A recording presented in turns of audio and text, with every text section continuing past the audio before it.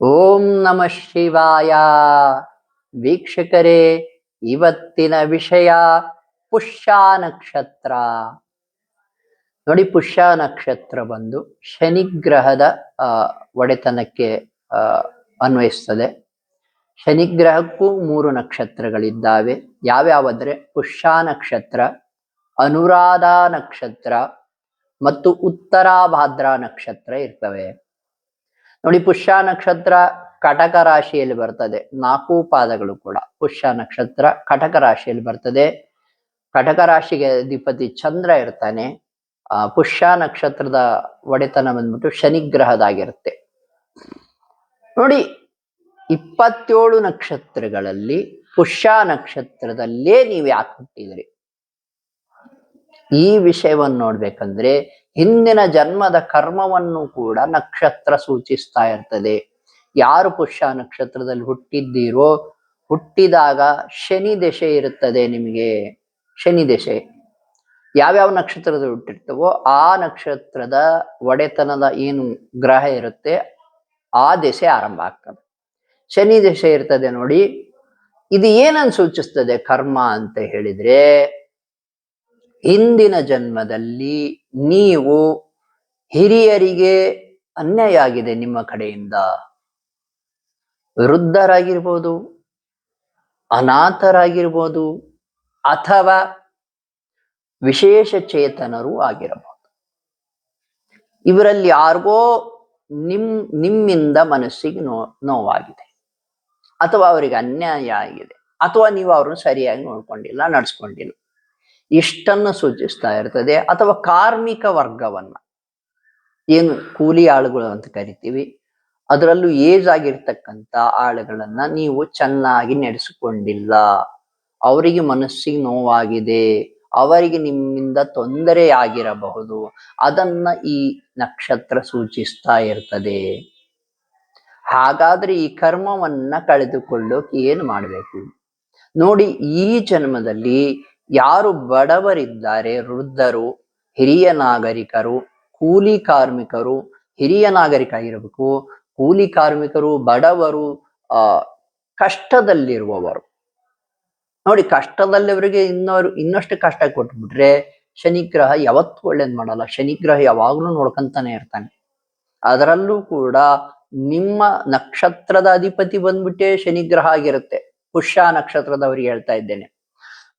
ನಿಮ್ಮ ನಕ್ಷತ್ರದ ಅಧಿಪತಿಯೇ ಶನಿಗ್ರಹ ಆಗಿರೋದ್ರಿಂದ ಯಾರ್ಯಾರು ಕಷ್ಟದಲ್ಲಿ ಹಿರಿಯ ನಾಗರಿಕ ಇದ್ದಾರೆ, ಯಾರ್ಯಾರು ಕಷ್ಟದಲ್ಲಿ ವಿಶೇಷ ಚೇತನರಿದ್ದಾರೆ, ಕೂಲಿ ಕಾರ್ಮಿಕರಿದ್ದಾರೆ, ಬಡವರಿದ್ದಾರೆ, ಅಸಹಾಯಕರಿದ್ದಾರೆ, ಅವ್ರಿಗೆ ಸಹಾಯ ಮಾಡಿ,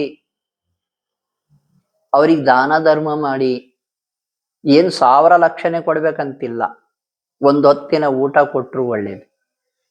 ಅಥವಾ ಅವ್ರನ್ನ ಚೆನ್ನಾಗಿ ಮಾತಾಡ್ಸಿದ್ರು ಓಕೆ. ಅವ್ರ ಮನಸ್ಸಿಗೆ ಏನೋ ಒಂದು ತಾಪ ಆಗಿದ್ರೆ, ನೋವಾಗಿದ್ರೆ, ಅವ್ರಿಗೆ ಸಾಂತ್ವನ ಹೇಳಿದ್ರು ಕೂಡ ಈ ನಕ್ಷತ್ರ ನಿಮಗೆ ಒಳ್ಳೇದ್ ಮಾಡ್ಲಿಕ್ಕೆ ಸ್ಟಾರ್ಟ್ ಮಾಡ್ತದೆ. ನಿಮ್ಮ ಕರ್ಮ ಕಡಿಮೆ ಆಗ್ತದೆ, ನಿಮಗೆ ಸಕ್ಸಸ್ ಹೆಚ್ಚಿಗೆ ಆಗ್ತದೆ, ಯಶಸ್ಸು ಹುಡುಕಿಕೊಂಡು ಬರ್ತದೆ. ನೋಡಿ, ನಕ್ಷತ್ರ ಶಾಂತಿ ಯಾರು ಅಷ್ಟು ಪರಿಗಣನೆಗೆ ತಗೊಳಲ್ಲ. 9 ಗ್ರಹಗಳನ್ನೇ ನೋಡ್ತೀವಿ ಹೊರತು ನಕ್ಷತ್ರವನ್ನು ನೋಡಿ ಈ ನಕ್ಷತ್ರದವ್ರು ಈ ರೀತಿ ಆಚರಣೆಗಳನ್ನ ಮಾಡ್ರಪ್ಪ ಅಂತ ಯಾರು ಹೇಳ್ಕೊಡಲ್ಲ ನಾವು ಜ್ಯೋತಿಷಿಗಳು. ಅದನ್ನ ನೆಗ್ಲೆಕ್ಟೇ ಮಾಡ್ಬಿಡ್ತೀವಿ, ನಾವುಗಳು ಕೂಡ, ನೀವುಗಳು ಕೂಡ. ಆದ್ದರಿಂದ ಒಂದು ಸಣ್ಣ ಆಚರಣೆ ಒಂದು ತಿಳ್ಕೊಂಬಿಡಿ. ನಿಮ್ಮ ಕಡೆಯಿಂದ ವಯೋವೃದ್ಧರಿಗೆ, ಹಿರಿಯ ನಾಗರಿಕರಿಗೆ, ಅಸಹಾಯಕರಿಗೆ, ವಿಶೇಷ ಚೇತನರಿಗೆ ತೊಂದರೆ ಆಗ್ಬಾರ್ದು. ಅದ್ರ ಬದಲು ಅದ್ರ ಉಲ್ಟಾ ಎಲ್ಲ ಒಳ್ಳೇದ್ ಮಾಡ್ಬೇಕು. ಅವರಿಗೆ ಅವ್ರನ್ನ ಚೆನ್ನಾಗಿ ಮಾತಾಡ್ಸಿ, ಅವ್ರನ್ನ ನೋಡಿ ಅಸಹ್ಯ ಪಟ್ಕೋಬೇಡಿ. ಬಹಳ ವಿಶೇಷ ವಿಷಯ, ಅವರನ್ನು ಉದಾಸೀನ ಮಾಡಬೇಡಿ. ಶನಿದೇವರು ನೋಡ್ತಾ ಇರ್ತಾರೆ. ಒಬ್ಬ ವಿಶೇಷ ಚೇತನ ನಿಮ್ಮ ಎದುರಿಗೆ ಬರ್ತಾನೆ ಅಂದ್ರೆ ಶನಿದೇವರು ನೋಡ್ತಾ ಇರ್ತಾರೆ. ಅವರನ್ನು ಉದಾಸೀನ ಮಾಡಿದ್ರು, ಅವರಿಗೆ ಕೀಟ್ಲೆ ಮಾಡಿದ್ರು, ಅವ್ರಿಗೆ ತೊಂದರೆ ಕೊಟ್ರು, ಭಗವಂತ ನೋಡ್ತಾ ಇರ್ತಾನೆ. ಇಂದಲ್ಲ ನಾಳೆ ಬಡಿತಾನೆ, ತೊಂದರೆ ಗ್ಯಾರಂಟಿ. ಆದ್ದರಿಂದ ಅವ್ರಿಗೆ ಸಹಾಯ ಮಾಡೋದು ಕಲೀರಿ. ಅಟ್ಲೀಸ್ಟ್ ಅವ್ರಿಗೆ ಮಾನಸಿಕವಾಗಿ ಒಂದು ಧೈರ್ಯ ತುಂಬಿ, ಸಾಂತ್ವನ ಹೇಳಿ, ಅವ್ರಿಗೆ ಏನ್ ಬೇಕೋ ಅಷ್ಟು ಸಹಾಯ ಮಾಡಿ. ರಸ್ತೆ ದಾಟಿಸಿದ್ರು ಓಕೆ, ಅಥವಾ ಅವ್ರಿಗೆ ಏನಾದ್ರೂ ಬೇಕಾಗಿದ್ರೆ ತಂದು ಕೊಟ್ರು ಓಕೆ, ಅವ್ರ ದುಡ್ಡಿಲ್ಲೇ ತಂದು ಕೊಡಿ, ಏನು ತೊಂದ್ರೆ ಇಲ್ಲ. ಇಷ್ಟೆಲ್ಲ ಮಾಡಿದ್ರೆ ಶನಿ ಗ್ರಹ ಒಳ್ಳೇದ್ ಮಾಡ್ತದೆ. ಪುಷ್ಯ ನಕ್ಷತ್ರ ಕೂಡ ನಿಮ್ಮನ್ನು ಸಕ್ಸಸ್ ಕಡೆಗೆ ಕರ್ಕೊಂಡು ಹೋಗ್ತದೆ. ಸಣ್ಣ ವಿಷಯ ಅಂತ ನೆಗ್ಲೆಕ್ಟ್ ಮಾಡಬೇಡಿ. ಇವತ್ತಿನಿಂದಲೇ ಸ್ಟಾರ್ಟ್ ಮಾಡಿ.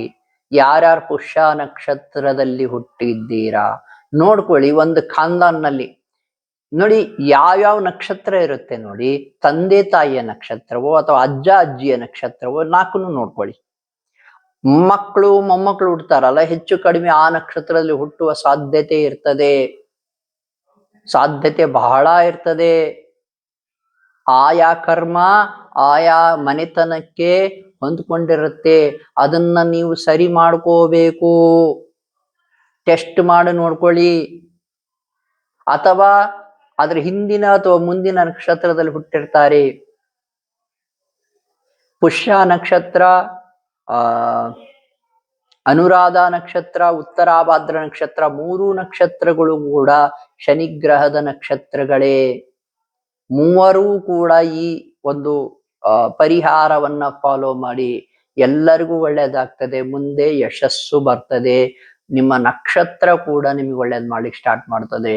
9 ಗ್ರಹಗಳು ಅಷ್ಟೇ ಅಲ್ಲ, ನಕ್ಷತ್ರವನ್ನು ಕೂಡ ಇಂಪಾರ್ಟೆಂಟ್ ಆಗಿ ನೋಡ್ಬೇಕು. ವೀಕ್ಷಕರೇ, ನಿಮ್ಮ ಎಜುಕೇಶನ್ ಪರ್ಪಸ್ಗಾಗಿ, ನಿಮ್ಮ ಜ್ಞಾನಗಾಗಿ, ನಿಮ್ಮ ತಿಳುವಳಿಕೆಗಾಗಿ ಈ ವಿಡಿಯೋಗಳನ್ನು ಮಾಡ್ತಾ ಇದ್ದೇವೆ. ಯಾರಿಗಾದ್ರೂ ನಮ್ಮ ಸಲಹೆ ಬೇಕಂದ್ರೆ, ಯಾರಿಗಾದ್ರೂ ವಾಮಾಚಾರ, ಬಾನಾಮತಿ, ದುಷ್ಟಶಕ್ತಿ ಪ್ರಯೋಗ ಆಗಿದ್ರೆ ನೀವು ನಮಗೆ ಕರೆ ಮಾಡಬಹುದು. ನಾವು ತಿಳಿಸ್ತೇವೆ ಹೇಗೆ ಅದರ ತೊಂದರೆಯಿಂದ ಹೊರಗೆ ಬರ್ಬೋದು ಅಂತ. ಕರೆ ಮಾಡಬಹುದು, ಸಲಹೆ ನೀಡ್ತೇವೆ. ಶುಭವಾಗಲಿ.